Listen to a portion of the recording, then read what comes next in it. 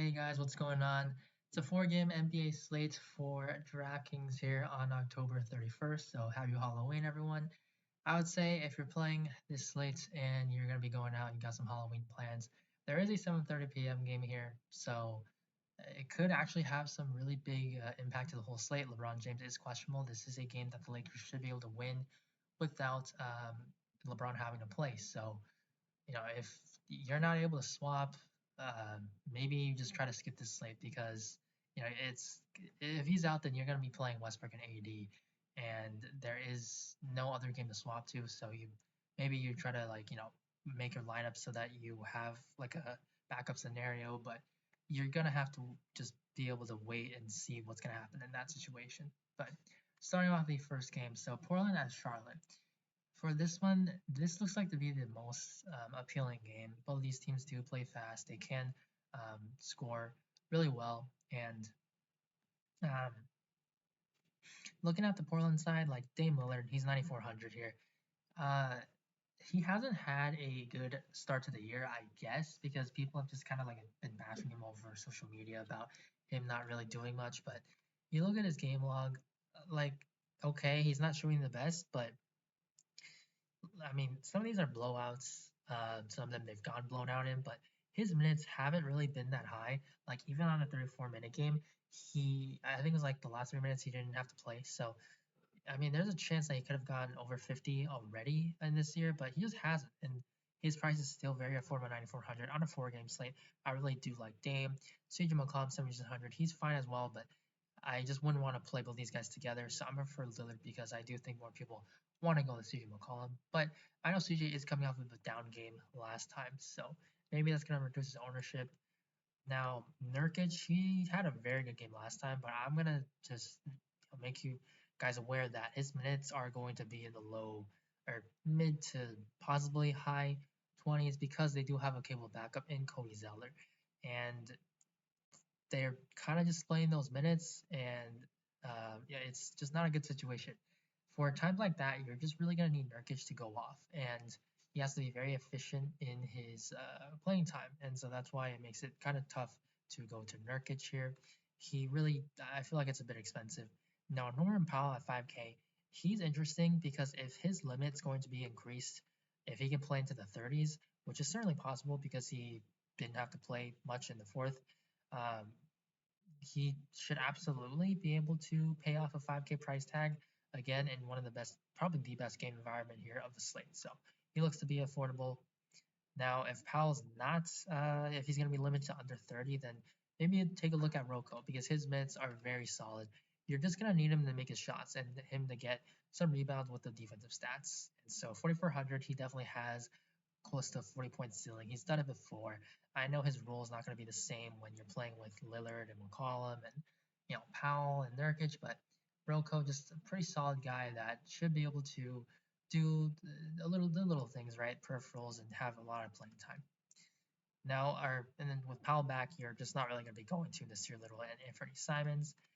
Now, on the Hornets side, Terry Rozier is probable, so he's probably going to be back, and that's going to push Kelly Oubre back to the bench.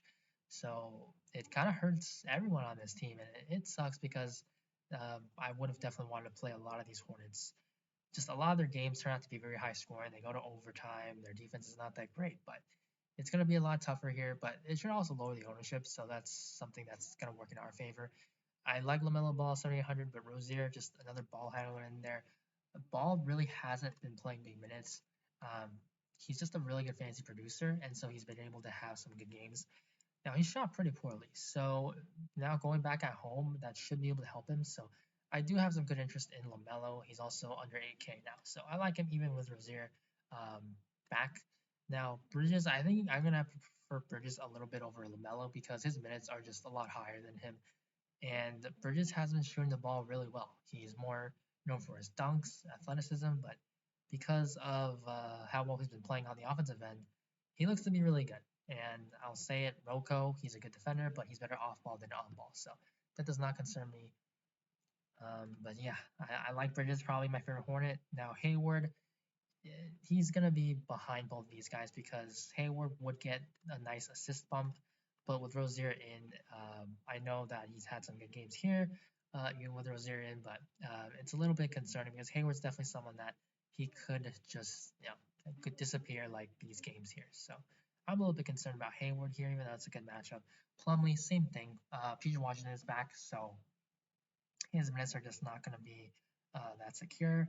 I would say with Nurkic and Zeller, he could probably play like close to 30 minutes, but again, it just PG Washington back, that just means that he can close the game over Plumlee. Now, this game, it should be a good game to watch, but for fantasy purposes, it's going to be tough. Mike Conley should be back from his rest here, and I think he looks pretty good. They're going to need him out there.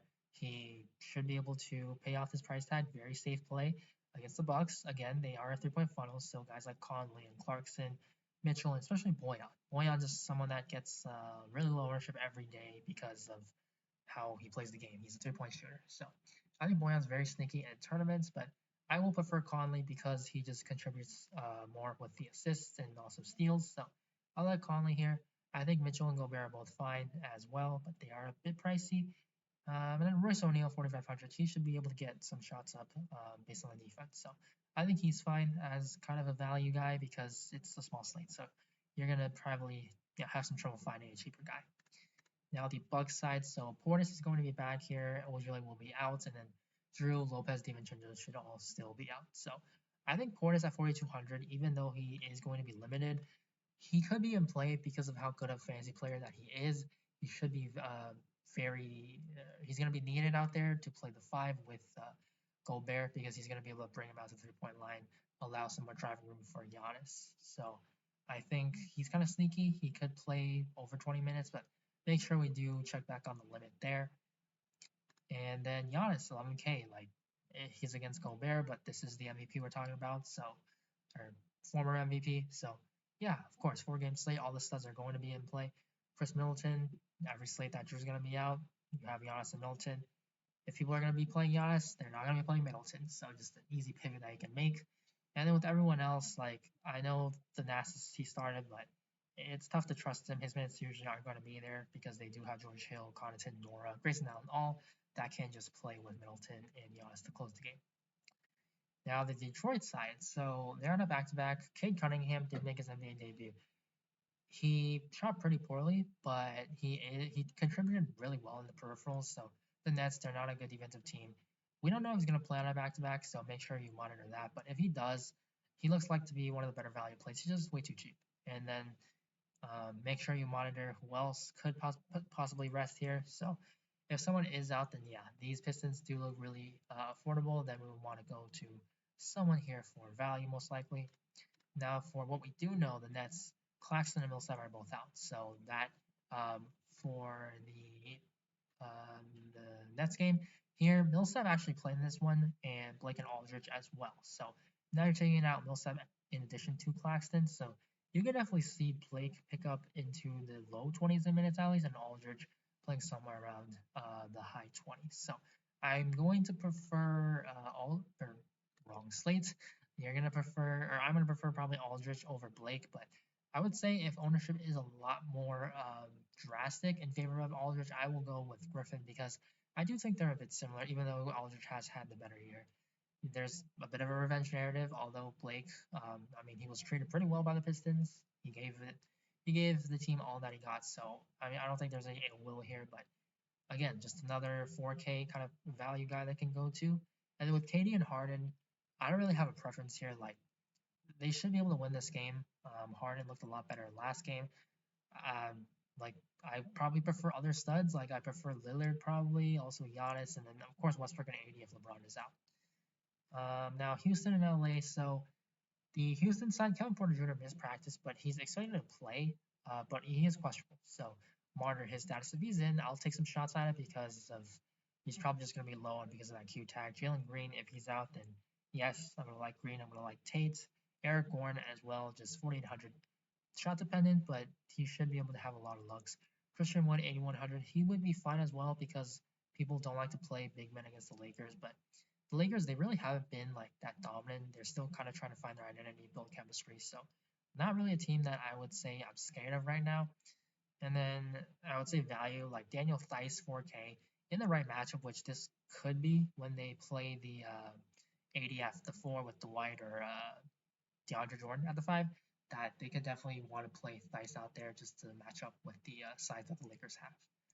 Now, the Lakers side, so it all just depends on LeBron. If LeBron plays, then it's not going to be that great here. If he's out, then yeah, we're playing Westbrook, we're playing AD, we're trying to get some value with whether that's Bazemore or Malik Monk, possibly Rondo as well, Reeves.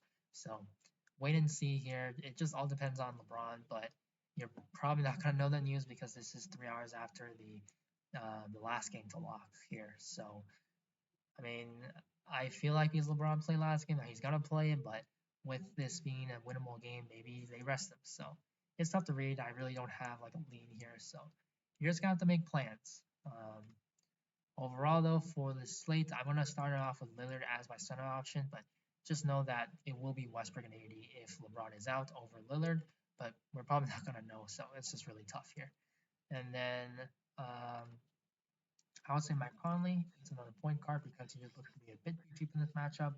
And then I'll go with Aldridge because of that Claxton being out. And then it would be Miles Bridges. Just I want a piece of this game. Like it looks to be pretty solid, probably the highest total of the game. So I want or on the slate. And then the last one, it will be Norman Powell, but I will go to Covington if Powell is still going to be limited under 30. So just make sure it's Powell or Rocco then.